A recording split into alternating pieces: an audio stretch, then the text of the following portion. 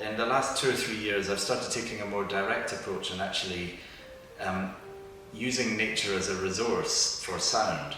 I think part of it came about inevitably because of the lockdowns and the pandemic a few years ago, where we weren't able to move outside a fairly confined area around our houses.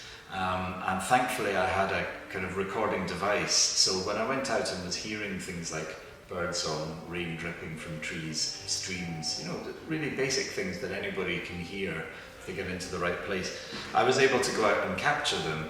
And then I didn't know what to do with them. I just made the field recordings and then took them and put them on the computer. And then, you know, sometimes maybe months later or even a year later, I kind of listen to it again, and then I see how it might fit in with something else, and I might use it as an ambient soundtrack to some performed music, or I might use it, I might manipulate it heavily electronically until it doesn't sound like the thing it was.